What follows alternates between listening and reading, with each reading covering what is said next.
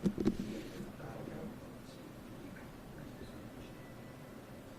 no tiene equipo ahí más de los dos?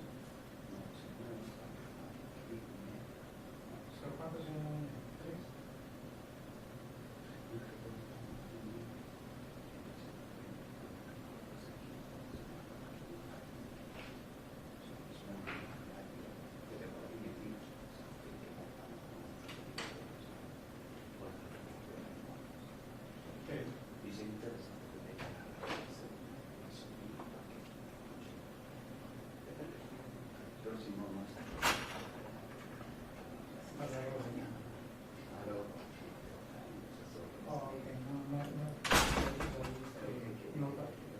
Específico que hay que modificar.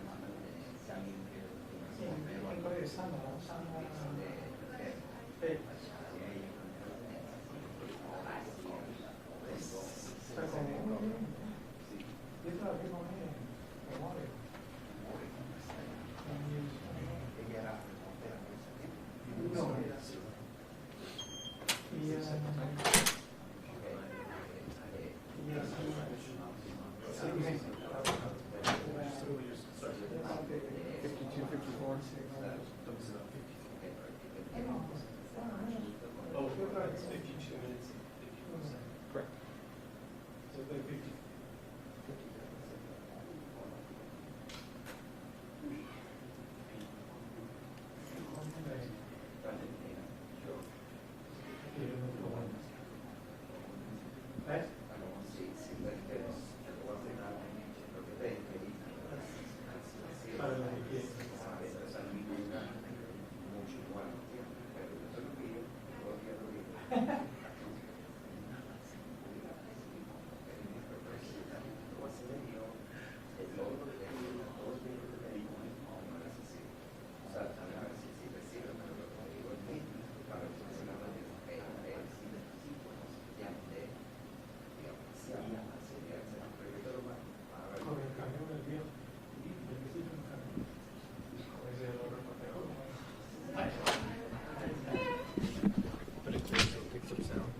All righty.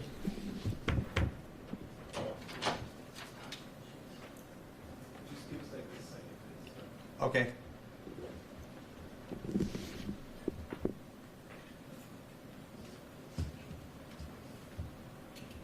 Are you good?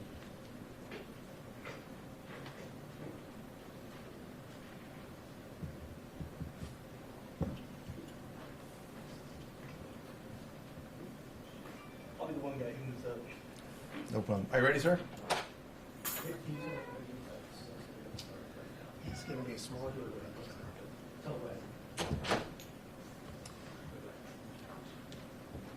All right. Good afternoon again, everybody. Give you another minute. You want to re-situate?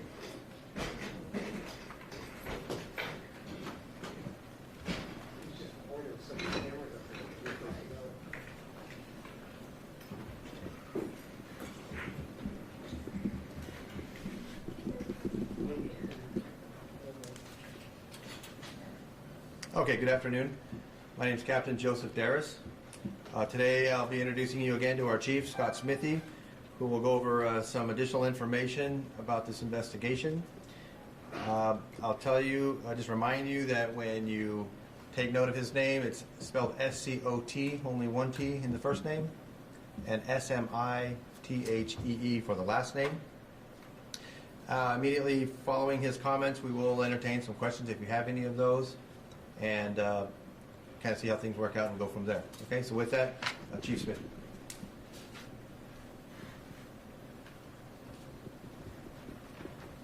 I don't have a whole lot for you today as far as an update, but I did have a piece of information that I thought was important that we at least try to push out before the weekend. It came to my attention this afternoon that the coroner's office had released a cause and manner of death of the suspect in this case. And when they do that, it doesn't mean they have the whole report done. We don't have a lot of detail. They draw a conclusion. In their preliminary determination on the cause and manner of death is a self-inflicted gunshot wound. And I wanted to address that at least briefly. So when the shooting occurred and our officers ran to the area the shooting was occurred and they engaged this suspect, the suspect immediately changed his fire from the crowd towards the officers. And as they were engaging in gunfire, our officers did fire multiple rounds at the suspect. I do know that the suspect was hit multiple times by the rounds that our officers fired, which put him down. But it appears now with that ruling on the cause and manner of death that once he was down, that he was able to get a round off and he shot himself. And it sounds like that round was to the head. I don't think that really changes much of anything, but if somebody were to look at just the cause and manner, and then they might start asking a lot of questions, and I wanted to make sure that the information remained consistent, and we didn't get a different sort of a story going out over the weekend.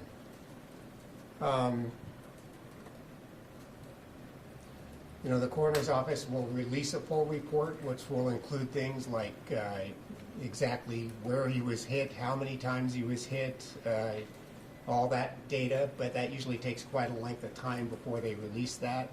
And then once that gets released, of course, that will become public and we'll be able to release that information to you all as well. So that was really the gist of the additional information that I wanted to put out before we went into the weekend. Anybody have any questions? Yeah. Did the officer see the gunman turn and shoot himself in the head? I don't know. I don't believe they did. I just don't know. He may have already been down on the ground when it occurred, but until we get the full report. Early indications to me is that they did not realize that had happened. Chief, could you just clarify this? Was he down on the ground when he shot himself, or because I think he said once he was down, that the officers hit him multiple times, and that took him down. But he may have already been down on the ground. Could you just square that for me? Yeah. So again, I don't. I'm hesitant to say exactly at what point, but we do know that as he was being hit by the rounds being fired by our officers, that he initially went down to his knees and then down to the ground. But I don't have enough data to suggest at what point during that sequence of events this round from his rifle may have been fired. I just don't know.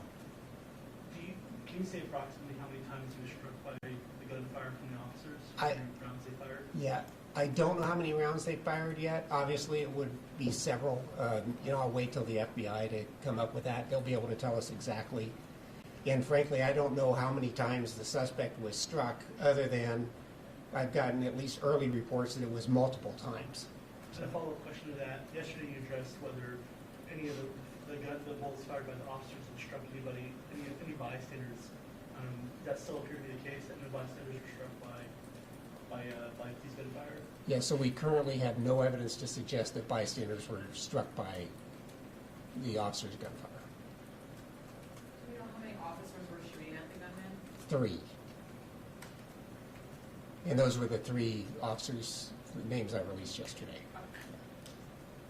Do you know where the officer shot the gunman? Where on his body? I don't have enough data for that to answer that. That'll be part of that full coroner's report, so they'll be able to tell us exactly where and how many times. To be clear, that he used the AK-47 variant weapon to shoot himself? That's my understanding.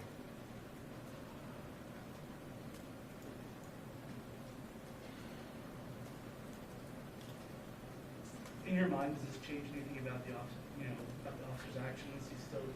They've been hailed as heroes. So I'm glad you asked that question. In my mind, it changes nothing. You know, the officers still got there fast, they engaged him fast, they drew his fire, and they eliminated the threat. Whether he fired that final shot or not in my mind, changes nothing. So what's next? What do you do with this information that we just learned about the coroner's report? Well, I think now we go back to the waiting game until the scene gets processed, until the coroner finishes the rest of their report, until the investigation is completed. And once we get all of those things combined together, then we'll get a better understanding of all the details of the event that everybody wants to know. Is there an update on the crime scene in terms of has it been reduced any today? Like yesterday it was reduced by 50%. I have not even talked to the FBI today out there, so I don't know. I'm sorry. And for those of you just coming in, if you want, we'll do it for you again if you want. I would very much appreciate that. Yeah, just you can hang tight and then I'll do it again for you guys. Does this information, does it help towards a motive? No, I don't think it helps with any kind of a motive. No. did the suspect say anything to the officers when that exchange happened? Not that I'm aware of. But he clearly saw them coming and changed from firing at the crowd to firing at the officers. He was very clearly firing at our officers, yes. And to be clear, none of the officers were hit by the gunfire. None of the officers were hit. Were you surprised to learn that he died from a self-inflicted gunshot wound rather than from the officer's fire? Well, based on everything that we heard, the preliminary stuff is such a chaotic scene. I think I was a little surprised, although this is not uncommon in these types of situations when somebody realizes, that they're not going to be able to do anymore. I think we've seen that happen in a number of other events around the country as well. And sorry, just to confirm, it was a self-inflicted gunshot wound to the head, correct? That's what the coroner's office preliminary cause and manner of death is saying, yes. Okay. Yes. Okay. Well, I've got 2 or 3 of you that just came in, so do we want to just switch and I'll